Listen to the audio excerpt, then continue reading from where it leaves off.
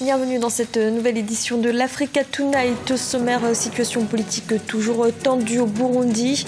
L'opposition menace de boycotter les prochaines élections si le pouvoir refuse de reprendre le dialogue. Des avancées en Guinée dans l'enquête sur le massacre du 28 septembre 2009 qui avait fait 157 victimes lors d'un meeting de l'opposition. Un militaire vient d'être inculpé. Et portrait d'un photographe engagé, Samuel Gandaimana est rwandais et dénonce avec son art les conditions de vie des populations défavorisées. 17 formations politiques burundaises opposées à un troisième mandat du président Pierre Nkurunziza ont menacé vendredi de ne pas participer aux prochaines élections. Elles appelleront au boycott si le calendrier est maintenu et si le gouvernement refuse de reprendre le dialogue. Pendant ce temps, le parti au pouvoir est déjà en campagne. Lisa Siakizimana. Les élections législatives vont-elles avoir lieu le 29 juin? C'est la grande question que se posent en ce moment les Burundais. L'opposition radicale a appelé mercredi à un boycott généralisé des élections si le gouvernement n'ouvre pas un dialogue immédiat. Dans les conditions actuelles, lorsqu'il n'y a pas de médias, lorsqu'il n'y a pas d'observateurs, lorsque le climat sécuritaire n'est pas au beau fixe, au point que l'opposition ne soit même pas capable de faire campagne, lorsque on voit toute cette traque qui se fait, toute cette répression contre les manifestants, comment est-ce qu'on peut penser à une élection démocratique? L'unilatéralisme du pouvoir dans les décisions, notamment par rapport au calendrier, sans que l'on ait abordé les questions qui sont les plus sensibles et qui ont une incidence sur ces élections-là, nous trouvons que c'est la va-vite qui ne peut pas vraiment aider le processus démocratique à s'épanouir dans ce pays. Dans le nouveau calendrier, les élections des conseillers et des députés ont été fixées au 29 juin, la présidentielle au 15 juillet, tandis que celles des sénateurs auront lieu le 24 juillet. Le parti au pouvoir, le CNDD-FDD, continue de faire campagne malgré les manifestations à Bujumbura et dans certaines provinces du pays. La détermination du président Nkurunziza est telle que les élections peuvent se passer, mais compte tenu des sommets qui se passent, notamment le sommet en Afrique du Sud et de l'Union africaine, il pourrait y avoir beaucoup de pression pour que ça soit reporté et éventuellement il est très très difficile d'éviter une période de transition au Burundi et c'est dommage pour le président Nkurunziza, c'est bien pour l'opposition, mais en même temps si vraiment c'est une période de transition qui est très bien préparée et dirigée par quelqu'un qui est neutre.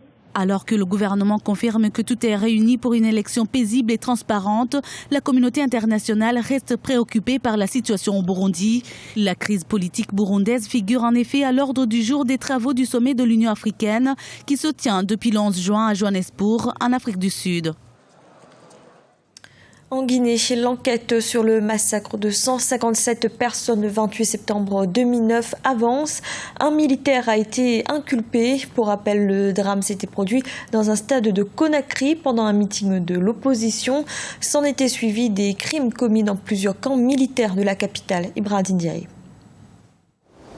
Du nouveau dans la procédure judiciaire sur l'enquête sur le massacre du 28 septembre 2009 au stade de Conakry en Guinée. Si l'enquête est longtemps restée au point mort, un militaire vient toutefois d'être inculpé par la justice guinéenne.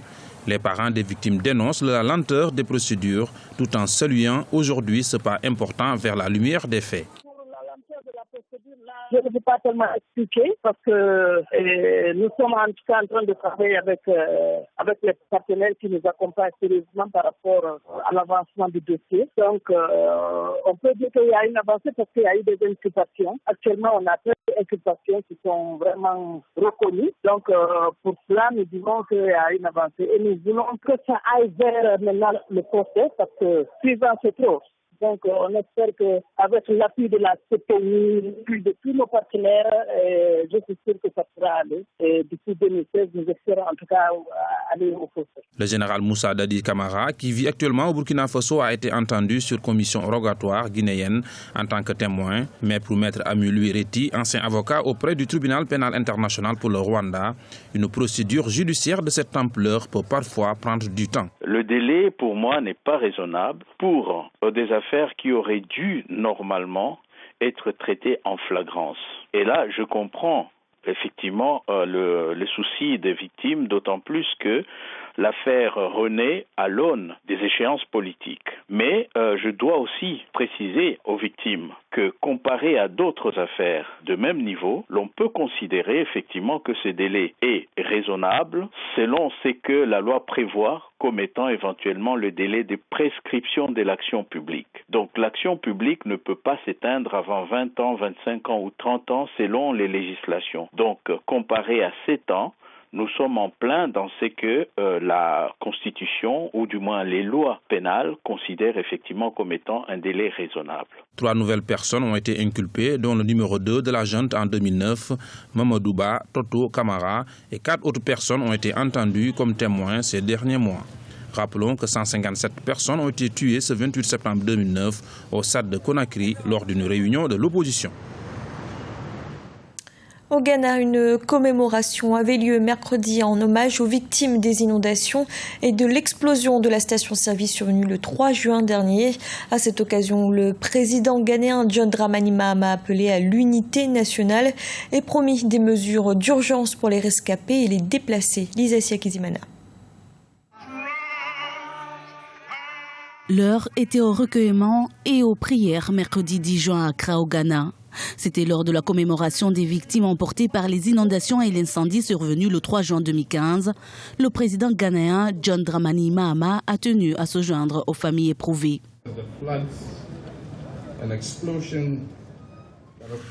Les inondations et les explosions qui ont eu lieu le 3 juin ont tout détruit. Cela nous oblige à faire face à certains détails importants de la réalité. Dans ces moments difficiles, le président a appelé le peuple à rester solidaire et renforcer l'unité nationale. L'incendie s'est déclaré dans la nuit du mercredi 3 juin dans un parking de poids lourds qui a ensuite ravagé une station de service à proximité du rond-point Kwame Nkrumah à Accra, la capitale ghanéenne. Cet incendie a eu lieu au moment où les gens s'abritaient des pluies diluviennes. Bilan 150 morts et plus de 10 000 personnes affectées par les inondations qui ont semé le chaos à Accra, submergeant des quartiers entiers. Aujourd'hui, j'ai besoin d'aide. Si quelqu'un peut m'aider, ce serait bien. Je n'ai plus d'argent, plus rien. Tout ce que je possédais est parti comme ça. Voilà pourquoi je suis assis ici. 3 jours de deuil avaient été décrétés à partir du lundi 8 juin. Le président ghanéen a qualifié cette catastrophe de sans précédent. Il a promis de nouvelles mesures pour prévenir les incendies et la prise en compte des défaillances des infrastructures d'Accra. Lumière à présent sur un photographe rwandais. Samuel Ngendaimana exerce cette activité depuis plusieurs années, mais c'est en 2009 qu'il décide de mettre son art au service des plus démunis. Depuis, il photographie pour dénoncer les conditions de vie des populations défavorisées. Un reportage de notre correspondant Rwanda, Oliva Jakota. La photographie comme moyen pour rehausser les conditions de vie des pauvres au Rwanda, c'est le vœu de Samuel Ngendaimana. Ce trentenaire a une passion pour ce métier depuis l'adolescence. Cette passion prendra une nouvelle tournure en 2009. Il parcourt désormais de plus en plus les contrées du Rwanda à la recherche d'images expressives. C'est la femme qui est sur la photo derrière moi. Elle avait 3 enfants. Elle était abandonnée par son mari. Elle est louée une maison de moins d'$1 par mois. J'ai dit, pourquoi pas s'engager dans cette situation, ou bien dans cette photographie, de prendre des photos déjà qui vivent, qui sont dans la misère, pour montrer les institutions gouvernementales, les organisations privées qui peuvent sauver ou bien aider les pauvres. De nombreux jeunes s'adonnent davantage à la photographie au Rwanda.